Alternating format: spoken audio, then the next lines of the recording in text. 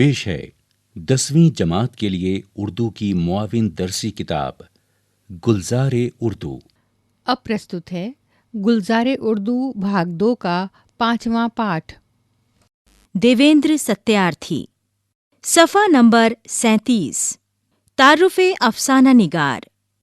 देवेंद्र सत्यार्थी, पैदाइश 1908, इंतकाल 2003। देवेंद्र सत्यार्थी पंजाब के ज़िला संगरूर में पैदा हुए। सन 1925 में मैट्रिक का इम्तिहान पास किया और डीएवी कॉलेज लाहौर में दाखिला लिया। सन 1927 में तालीम अधूरी छोड़ दी और हिंदुस्तान के मुख्तलिफ इलाकों में जगह जगह घूमकर उन्होंने हजारों लोकगीत जमा किए। कुछ अरसे तक दिल्ली में इंडियन फार्मिंग की इदारत की। सन 1948 से 1956 तक आजकल हिंदी के मुदीर रहे। सन 1976 में उन्हें पद्मश्री के एजाज से नवाजा गया। उनका इंतकाल दिल्ली में हुआ। देवेंद्र सत्यार्थी की पहली उर्दू कहानी और बांसुरी बजती रही लाहौर के मशहूर रिसाले अदबे लतीफ़ में शाये हुई। नए देवता और बांसुरी बजती रही और चाय का रंग उनके उर्दू अफसानों के मजमूए हैं। इनके अलावा धरती गाती है, मैं हूँ खाना बदोश और गाए जा हिंदुस्तान लोकगीतों के मजमूए हैं।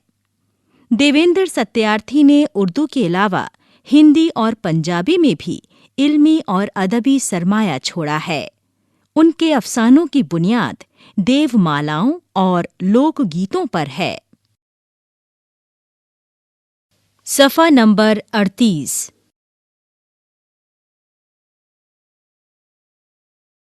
अफसाना अन्न देवता। अफसाना निगार। देवेंद्र सत्यार्थी।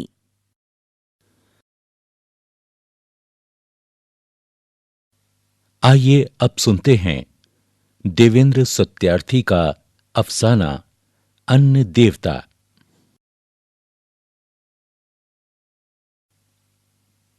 तब अन्नदेव ब्रह्मा के पास रहता था। एक दिन ब्रह्मा ने कहा, ओ भले देवता, धरती पर क्यों नहीं चला जाता? इन अल्फाज के साथ चिंतू ने अपनी दिलपसंद कहानी शुरू की। गूंडों को ऐसी बीसियों कहानियां याद हैं। वो जंगल के आदमी हैं और ठीक जंगल के दरख्तों की तरह उनकी जड़ें धरती में गहरी चली गई हैं। मगर वो गरीब हैं, भूख के पैदाइशी आदि। चिंतू को देखकर मुझे ये गुमान हुआ कि वो भी एक देवता है जो धरती के बासियों को अन्य देव की कहानी सुनाने के लिए आ निकला है। गहरी तारीकी छाई हुई थी। अलाव की रोशनी में बगल की पगडंडी किसी जवान की मांग मालूम होती थी। घूम फिरकर मेरी निगाह चिंतू के झुर्रियों वाले चेहरे पर जम जाती। कहानी जारी रही। देवता धरती पर खड़ा था, पर वो बहुत ऊंचा था। 12 आदमी एक दूसरे के कंधों पर खड़े होते, तब जाकर वो उसके सर को छू सकते।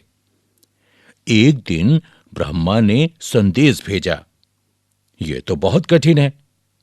अरे भले देवता, तुझे छोटा होना होगा, आदमी का आराम तो देखना होगा।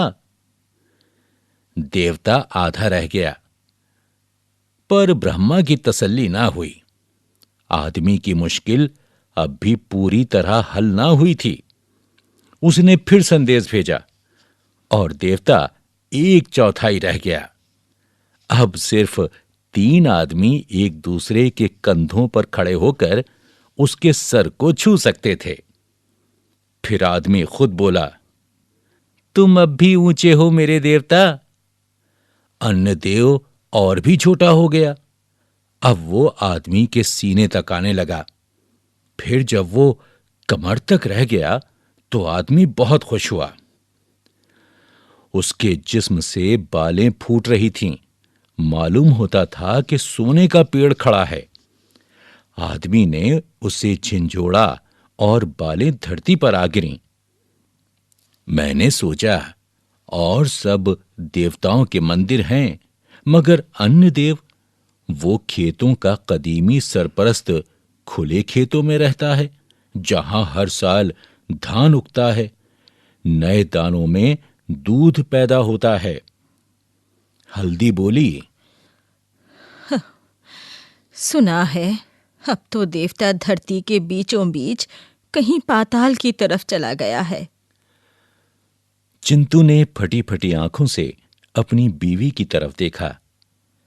ऐसा भयानक काल उसने अपनी जिंदगी में पहली बार देखा था। धरती बंजर हो गई थी। साल के साल हल्दी अन्य देव की मन्नत मानती थी।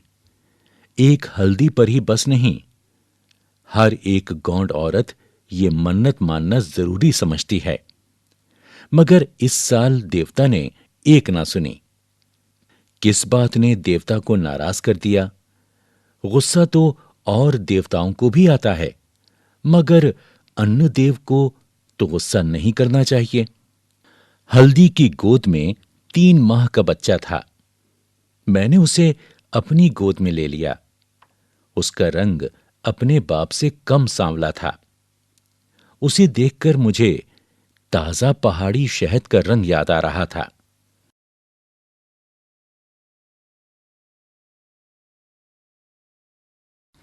सफ़ा नंबर 39।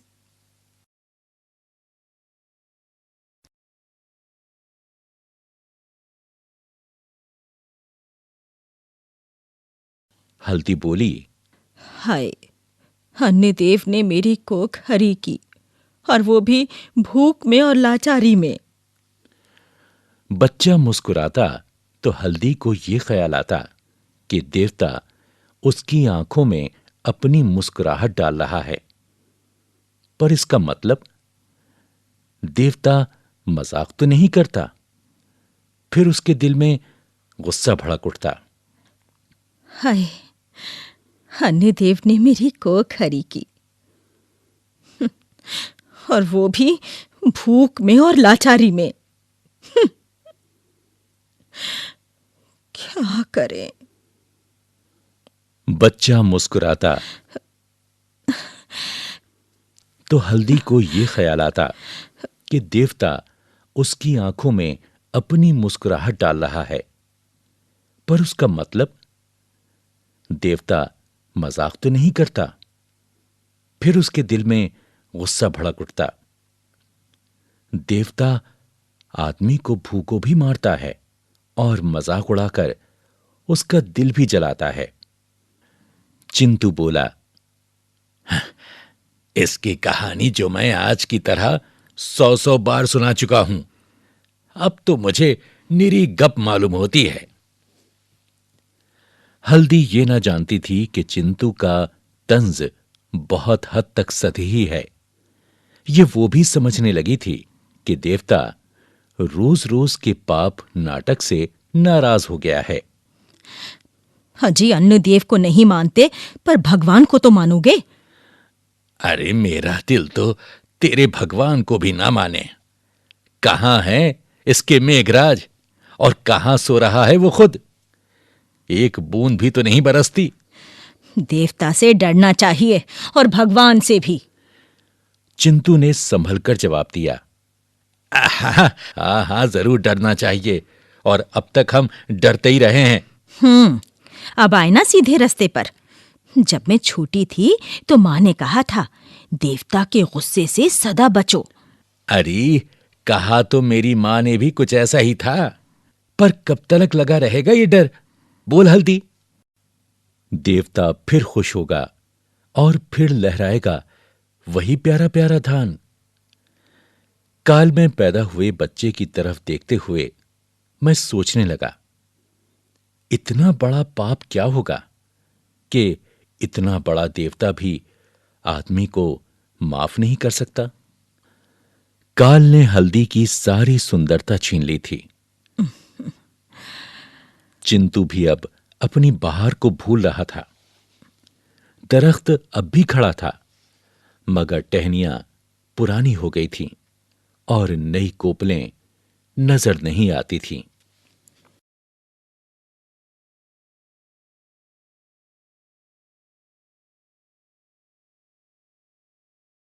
सफ़ा नंबर 40।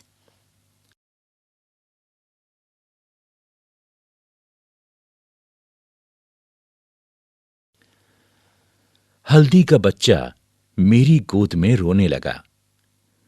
उसे लेते हुए उसने सहमी हुई निगाह से अपने खाविंद की तरफ देखा। बोली, ये काल कब जाएगा? जब हम मर जाएंगे, और ना जाने ये तब भी ना जाए। ये कनकी और कूदू धान की तरह पानी नहीं मांगते। ये भी ना उगे होते। ये कनकी, अच्छा वो चावल की बात कर रही है। और कोदू, कोदू है, कोदू। हाँ, कूदूं कूदूं। देखो जी, ये कनकी और कूदू धान की तरह पानी नहीं मांगते। अरे ये भी ना उगे होते तो हम कब के भूखे मर गए होते। इन्होंने ही तो हमारी लाज रख ली, हमारी भी और हमारे देवता की भी। अरे, देवता का बस चलता तो इन्हें भी उगने से रोक देता। अजी ऐसा ना बोलो, पाप लगेगा। अरे, मैं कब कहता हूं पाप ना हो 100 बार हो। ना ना, हाय दैया, कैसी बातें करते हो। पाप से डरो और देवता के गुस्से से भी। मैंने बीच बचाव करते हुए कहा, देखो भाई, दोष तो सब आदमी का है, देवता तो सदा निर्दोष होता है। और नहीं तो क्या, कब से इन्हें यही समझा रही हूं। रात गमज़दा औरत की तरह पड़ी थी। दूर से किसी खूनी दरिंदे की दहाड़ गूंजी। चिंतू बोला, आहा, इन भूखे शेरों और रीछों को अन्न देव मिल जाए तो वो उसे कच्चा ही खा जाए।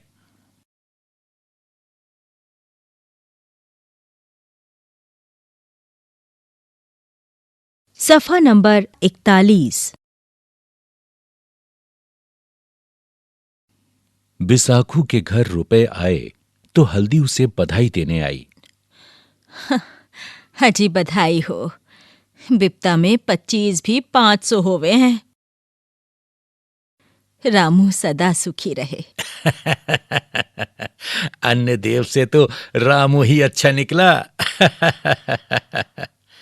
चिंतू बोला, अरे यार, छोड़ इस अन्य देव की बात। हल्दी ने अपने खाविंद को सर से पांव तक देखा। इस तंज से उसे चिढ़ थी। देखो जी, देवता कितना भी बुरा क्यों ना हो जाए, आदमी को तो अपना दिल ठीक रखना चाहिए, अपने बोल बचन संभालने चाहिए। गुस्से में जली भुनी हल्दी अपनी झोपड़ी की तरफ चल दी। बैठे रहो यहीं। बैसाखू ने फिर कहकहा लगाया। वाह भाई वाह, अब भी अन्नदेव का पीछा नहीं छोड़ती। चिंतू बोला, अरे, जपने दो से अन्नदेव की माला। रामू बंबई में था। चिंतू सोचने लगा, काश उसका भी भाई वहां होता और 25 रुपए नहीं तो 5 ही भेज देता। बिसाखू ने पोस्टमैन को एक दुअन्नी दे दी थी, मगर उसे इस बात का अफसोस ही रहा। बार बार वो अपनी नकदी गिनता और हर बार देखता कि उसके पास 24 रुपए 14 आने हैं, 25 रुपए नहीं। झोपड़ी में वापस आया तो चिंतू ने हल्दी को बेहोश पाया। उसने उसे झिंझोड़ा, अरे हल्दी, ये देखो सोई पड़ी है। अरे हल्दी, ए हल्दी, अरे अरे रसोई की भी कोई फिक्र है या नहीं? अरे अब सो नहीं, हल्दी उठना। अरे देख, दोपहर तो ढल गई। अब ओह ओह। उस वक्त अगर खुद अन्नदेव भी उसे झिंझोड़ते तो होश आने के लिए उसे कुछ देर जरूर लगती। थोड़ी देर बाद हल्दी ने अपने सिरहाने बैठे खाविंद की तरफ घूर कर देखा। चिंटू बोला, अरे आग जलाओ हल्दी, आग जलाओ। अरे देखती नहीं हो, भूख से जान निकली जा रही है। क्या पकाऊं? अपना सिर? चिंटू ने डरते डरते 7 आने हल्दी की हथेली पर रख दिए और उसके चेहरे की तरफ देखकर बोला,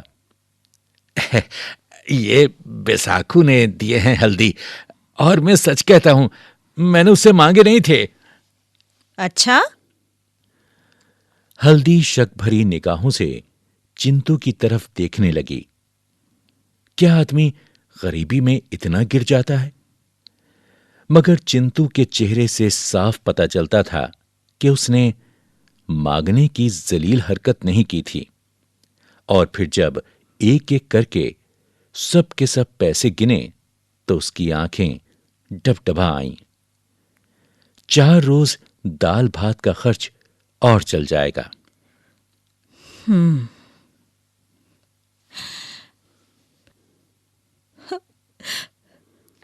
शुक्र है, अन्नदेव का लाख लाख शुक्र है।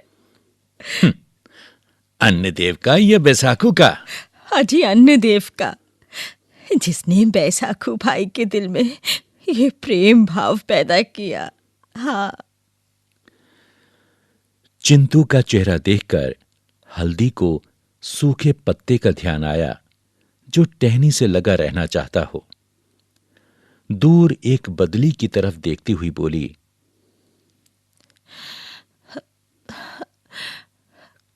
काश काश बूंदाबांदी हो जाए। मगर तेज हवा बदली को उड़ा ले गई और धरती बारिश के लिए बराबर तरसती रही। काल ने जिंदगी का सब लुत्फ बर्बाद कर दिया था। मालूम होता था जैसे धरती रो देगी, मगर आंसुओं से तो सूखे धानों को पानी नहीं मिलता। अन्नदेव को यह शरारत कैसे सूझी? मान लिया कि वो खुद किसी वजह से किसानों पर नाराज हो गया है, मगर बादलों का तो किसानों ने कुछ नहीं बिगाड़ा था। वो क्यों नहीं घिराते, क्यों नहीं बरसते? काश वो देवता की तरफदारी करने से इनकार करते।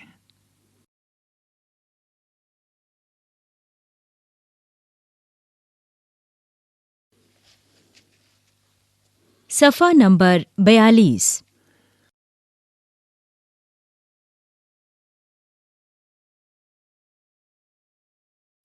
चार एक छोटा सा गांव है।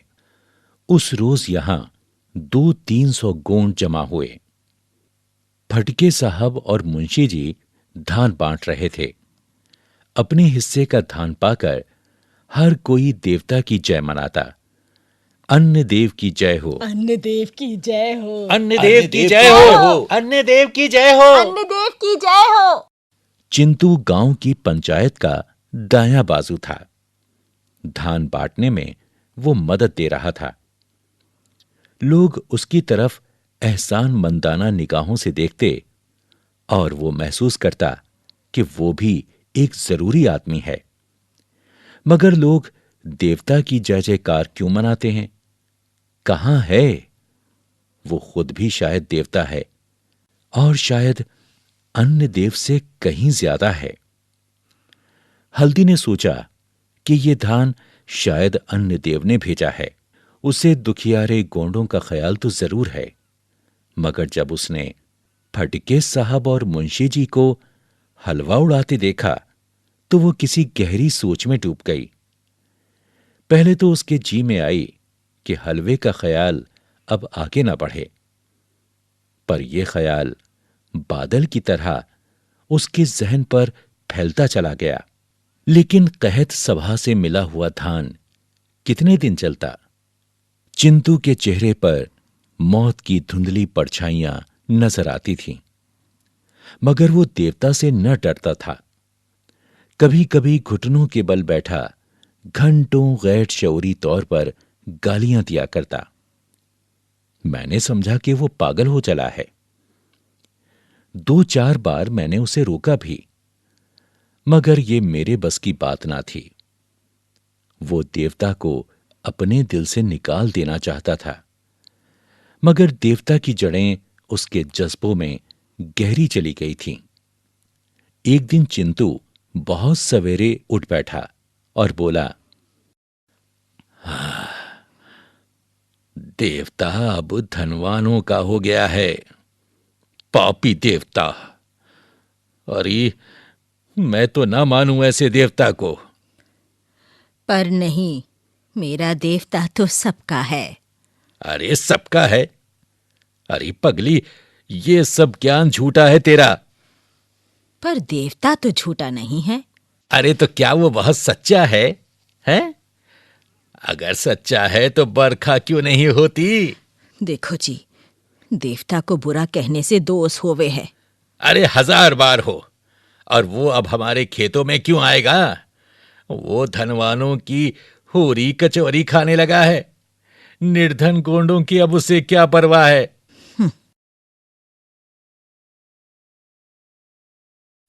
सफ़ा नंबर 43।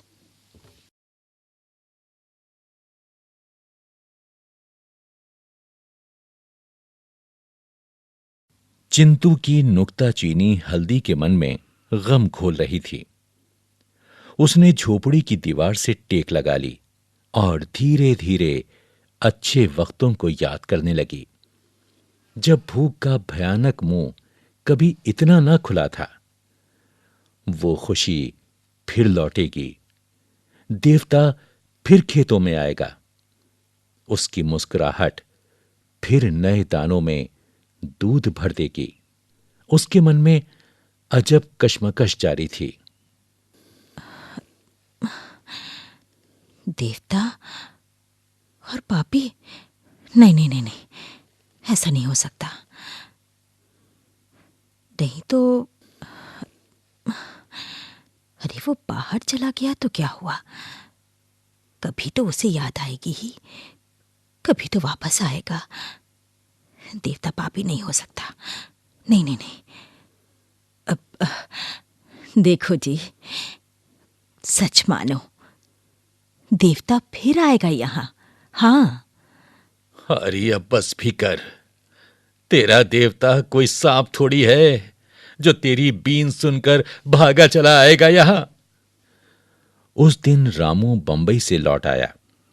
उसे देखकर हल्दी की आंखों को एक नई जबान मिल गई। वो बोली,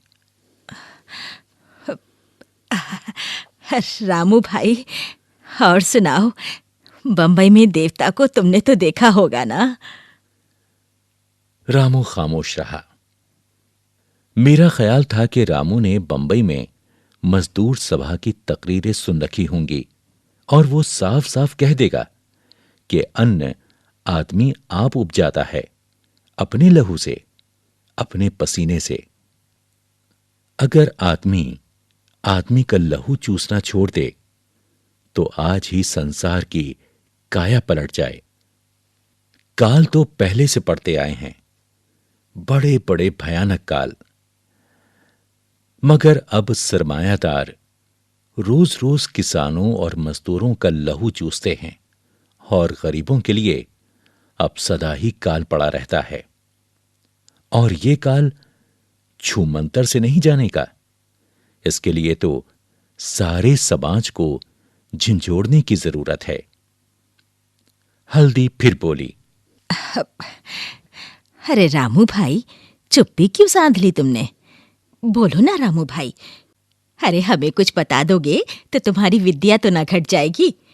बंबई में तो खूब बरखा होती होगी, पानी से भरी काली उदी बदलियां घिराती होंगी चारों तरफ, और बिजली चमकती होगी उन बदलियों में, है ना रामू भैया? और वहां बंबई में देवता को रत्ती भर भी कष्ट ना होता होगा, है ना? है ना रामू भैया? बोलते क्यों नहीं हो रामू भैया? बताओ ना।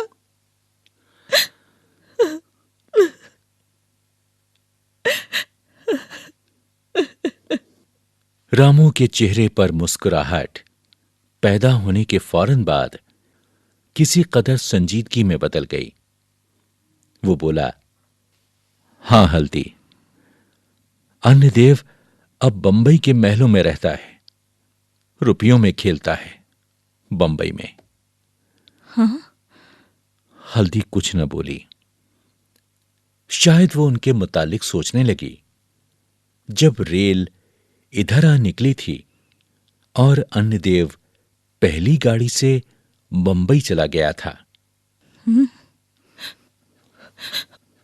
आंसू की एक बूंद जो हल्दी की आंख में अटकी हुई थी, उसके गाल पर टपक पड़ी।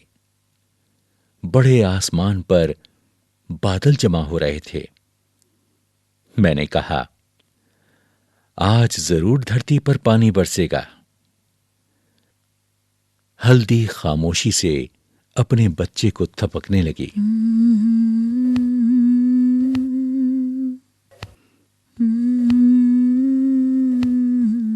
शायद वो सोच रही थी,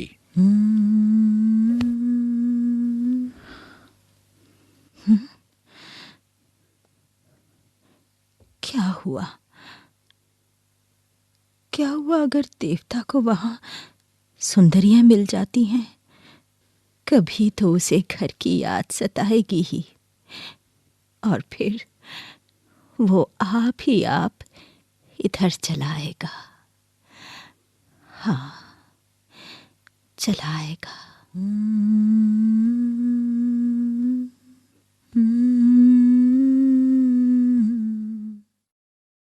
देवेंद्र सत्यार्थी।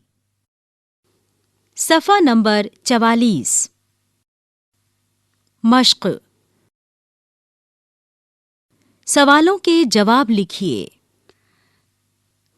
सवाल नंबर 1। ब्रह्मा ने अन्न देवता को क्या संदेश यानी पैगाम भेजा? सवाल नंबर 2। चिंतु अन्न देवता से नाराज क्यों रहता था? सवाल नंबर 3। मुसन्निफ ने कहानी के आखिरी हिस्से में काल का जिम्मेदार किसे ठहराया है और क्यों? इसी के साथ ही ये सबक खत्म हुआ। गुलजारे उर्दू भाग 2 का 5वां पाठ यहाँ समाप्त हुआ। इसके बाद पाठ 6 आता है।